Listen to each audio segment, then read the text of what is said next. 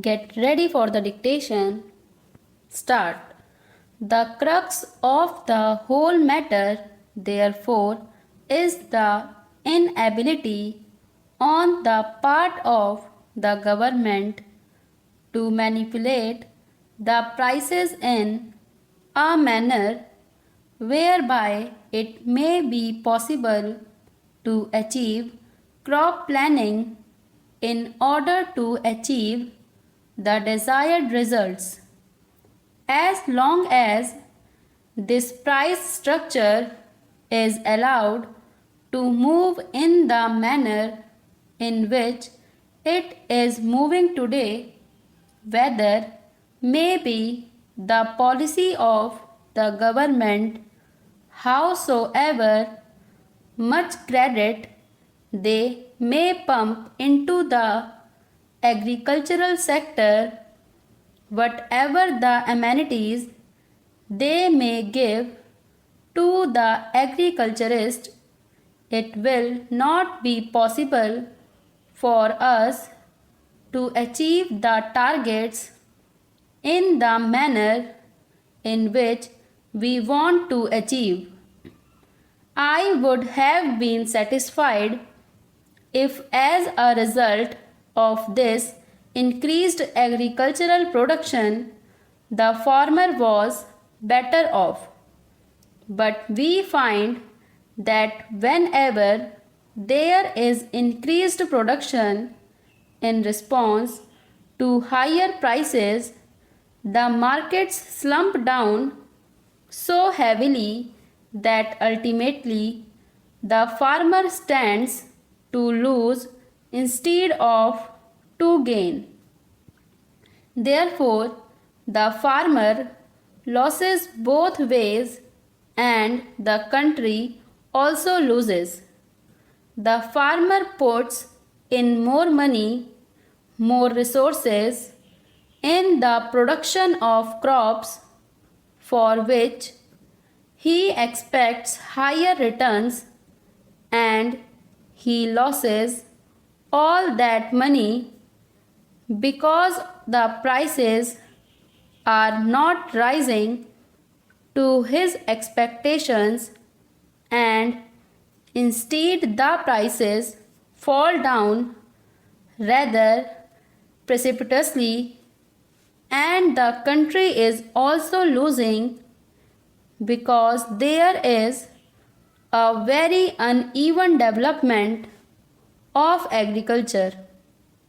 Therefore, the crux of the whole problem is not just to hold the price line or just to see that black marketing is avoided. That is only one part of the job.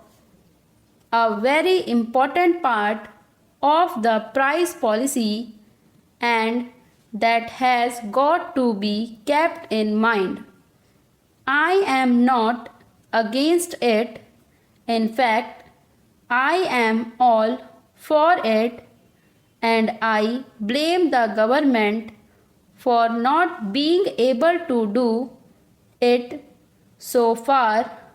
But this is another aspect of the price policy in which the Planning Commission, it seems to me, has not applied its mind properly so far, namely the use of price policy as an instrument of crop planning, and as long as that particular tool is not utilized for this objective, it will not be possible for us to have a planned development of our economy.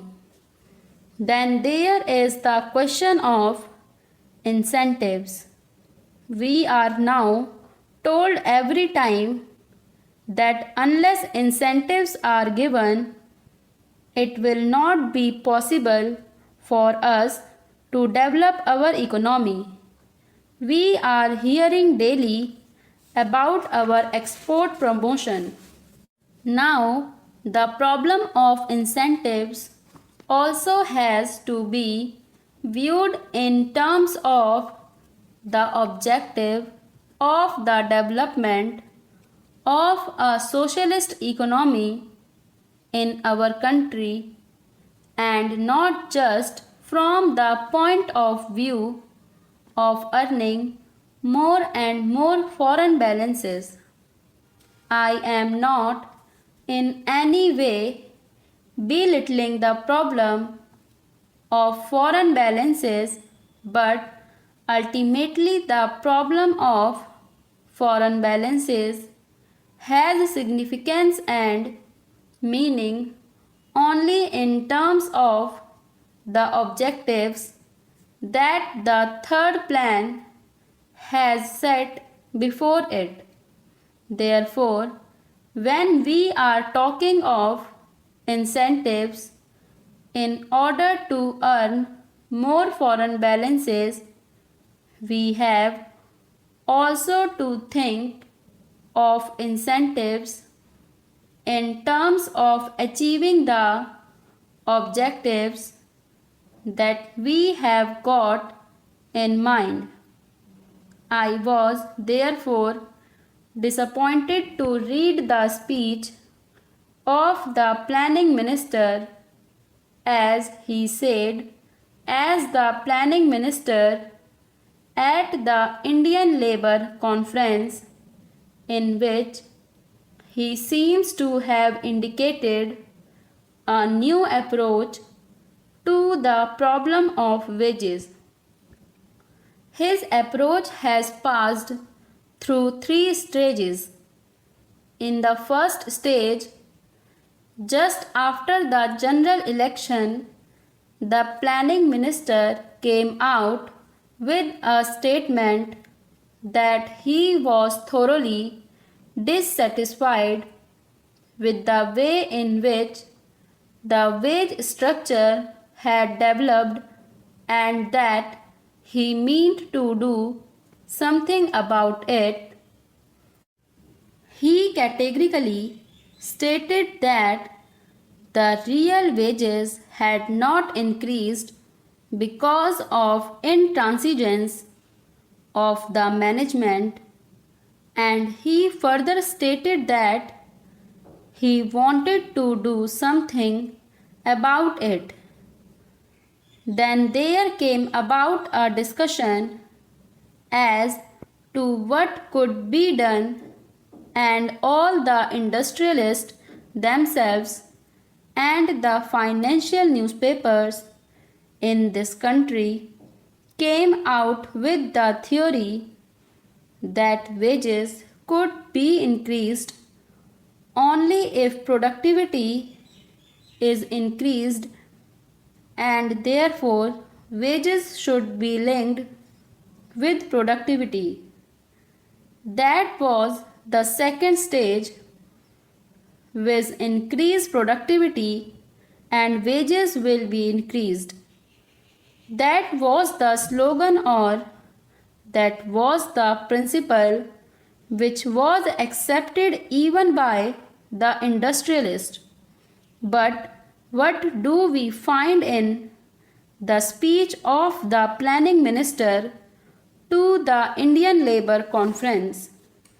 There he says that even if productivity increases, the first charge will be in respect of projects which are meant for further employment or creation of more employment opportunities. That means even if productivity increases, it is not that the workers will immediately benefit in terms of higher wages, so that it may be possible for them to improve their standard of living a little bit. Even if productivity rises, the fruits of productivity will go to schemes for creating further employment opportunities in the country? How long are the workers to wait, and what exactly will be the stage at which it can be stated that enough employment opportunities have been created and therefore the stage has come for increased wages?